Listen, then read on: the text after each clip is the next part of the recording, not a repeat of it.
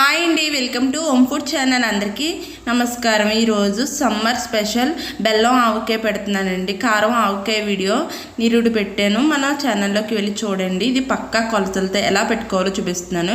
ఇక్కడ ఎండుమిర్చి ఎండలు పెట్టుకున్నాం కదా, ఇది ఆవకాయ ఎండు మిరగాయలు అంటారంట. మనం చక్కగా ఇంట్లోనే కారం అన్నది పట్టుకోవచ్చు. బెల్లం కూడా ఆరబెట్టుకోవాలండి. బెల్లం ఆవకాయ కదా, కాయలు తెచ్చుకుని శుభ్రంగా కడుక్కొని ఒక గుడ్డతో బాగా తుడుచుకుని ఎండలో పెట్టుకోవాలండి, తడిపోయేదాకాని.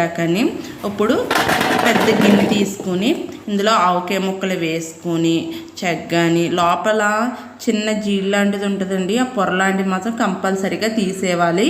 ఇక్కడ మనం తవ్వ కారం వేస్తున్నామండి. ఇక్కడ పక్క మీకు కొలతలతో చూపిస్తున్నాను. తవ్వ వేసి కొంచెం కారం ఎక్స్ట్రా వేసామండి.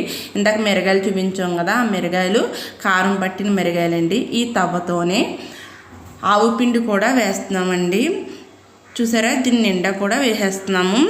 ఎంతమందికి ఆవకాయలు పట్టేసుకున్నారన్నది కూడా చెప్పండి. బెల్లం ఆవకాయ అంటే ఎంతమందికి తెలుసు అన్నది కూడా చెప్పండి. చూసారా, ఇందులో ఆవు పిండి కూడా వేసేసుకొని ఇప్పుడు సాల్ట్ కూడా వేసుకోవాలండి. సాల్ట్ కూడా మనకి తవ్వకి సగానికి వేసుకోవాలి. మనం చూసి వేసుకోవాలండి. మళ్ళీ సరిపోతే నెక్స్ట్ అయినా వేసుకోవచ్చు. ఇక్కడ కరెక్ట్గా మాకు సాల్ట్ అన్నా సరిపోయిందండి. తవ్వకి ఫుల్గా వేయలేదు, హాఫ్ అంటే ఇంచుగా వేసామండి. ఇక్కడ బెల్లం 3 తవ్వలు బెల్లం వేసామండి. బెల్లం ముందు మాత్రం చిదొక్కుడు వేసుకుని ఎండలో పెట్టుకోవాలి. ఈ 3 తవ్వలు బెల్లం వేసి ఇదంతా బాగా కలుపుకోవాలండి. ఆవకాయ ఎప్పుడు చేతితో కలుపుకుంటేనే టేస్ట్ చాలా బాగుంటుంది కానివ్వండి. వేడి వేడి అన్నంలో ఆవకాయ వేసుకుని తింటే చాలా ఇష్టం నాకు. మీకైతే ఎలా ఇష్టం అన్నది చెప్పండి.